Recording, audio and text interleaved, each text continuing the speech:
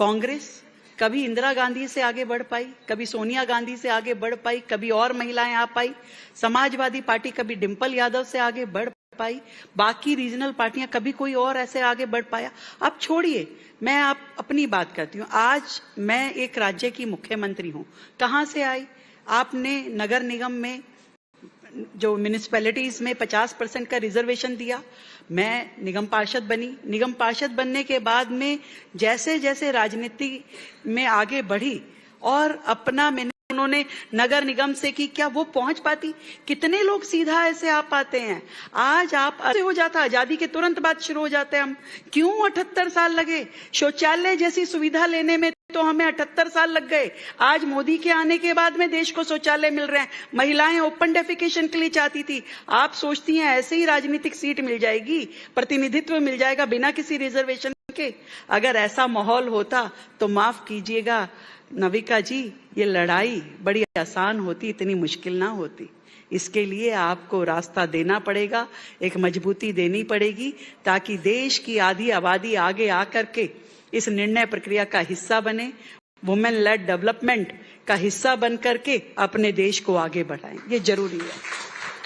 आपको अजीब नहीं लगता कि पंचायत लेवल पर, नगर निगम के लेवल पर रिजर्वेशन हो पाए, लेकिन उससे आगे जो कहा जाता है कि सेकंड टियर और फर्स्ट टियर ऑफ गवर्नेंस है, पार्लियामेंट या विधानसभा, वहां नहीं हो पा रहा है?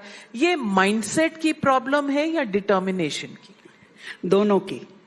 माइंडसेट की भी प्रॉब्लम है और उनकी प्रतिबद्धता की भी प्रॉब्लम है। क्योंकि आज जब आपने ऊपर के दायरे में रह करके म्युनिसिपैलिटी का डिसीजन किया तो आपको लगा कि ये जो आग है ये मुझ तक नहीं पहुंचेगी। पर जब आपको लग रहा है कि विधानसभा में मेरे समानांतर आकर के कोई महिला खड़ी हो जाएगी या लोकसभा में खड़ी हो जाएगी, तो शायद ये बर्दाश्त नहीं हो रहा है कुछ लोगों से। और ये भी बात समझनी होगी कि वो आसान निर्णय था उनके लिए कि नगर निगम में दे दीजिए तो चुपचाप बैठ जाएंगे, हो जाएगा।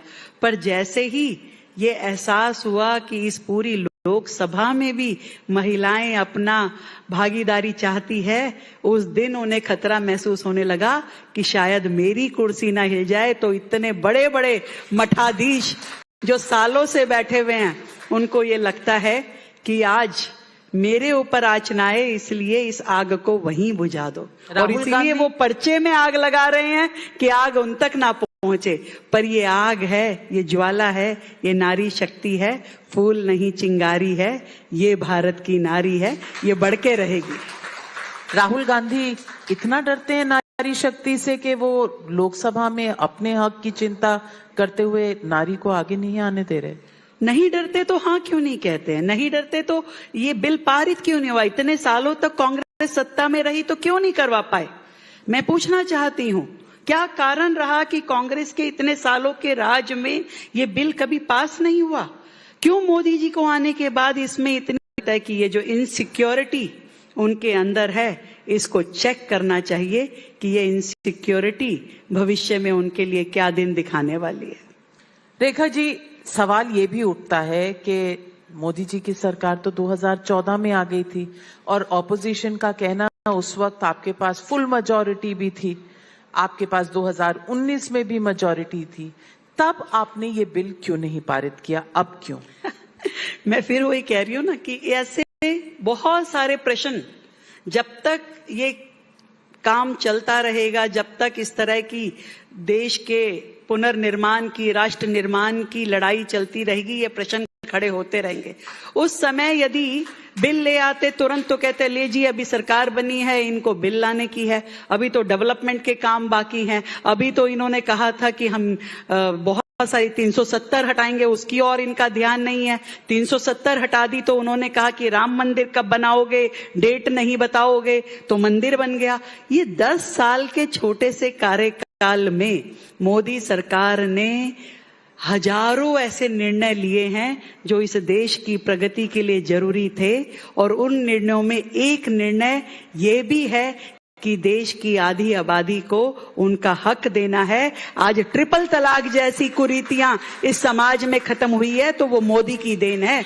राजीव गांधी जी ने तो वो शाहबानो जी का भी उस नियम को, जो कोर्ट के ऑर्डर थे कि आपको मेंटेनेंस देनी पड़ेगी, उसको भी उल्टा कर दिया था कि किसी महिला को, मुस्लिम महिला को मेंटेनेंस देने की जरूरत नहीं है। तो वो शाहबानो के केस को हम सब ने देखा, अपनी आंखों से देखा, तो हमने वो काला इतिहास भी कांग्रेस से जुड़ा हुआ महसूस किया है जो हमेशा महिलाओं के खिलाफ रहा है। एक सवाल फिर और भी उठता है, आपने 2023 में ये बिल पारित करवाया था तो आप 543 लोकसभा का जो स्ट्रेंथ है उसमें भी 33% दे सकते हैं। आपने जिद क्यों की कि 850 पर ही देना है? क्या कहीं ना कहीं भाजपा में भी ये कशिश है कि मर्दों का हक चला जाएगा और उसमें से काट कर महिलाओं को देना पड़ेगा? मैंने इस बात का जवाब पहले ही दिया। ये मतलब भाजपा या अन्य राजनीतिक दलों का नहीं है। आज देश की इतनी बड़ी आबादी है और मैंने जिक्र किया कि चाइना हमारे लगभग समकक्ष जनसंख्या वाला देश है। आज वहां पे 3000, लगभग 3000 मेंबर ऑफ पार्लियामेंट है और हम कितने हैं? 543। आज हमारे देश को जितनी बड़ी आबादी है, कब हुआ था ये 543 का निर्णय? आप सोचिए 1971 में।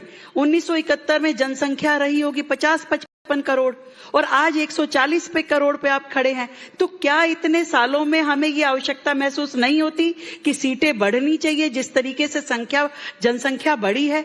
क्या और अच्छी तरीके से आप अपनी कॉन्स्टिट्यूएंसी को लुक आफ्टर करें, उसके लिए इक्वल डिस्ट्रीब्यूशन नहीं होना चाहिए? क्या लोगों को प्रतिनिधित्व ज्यादा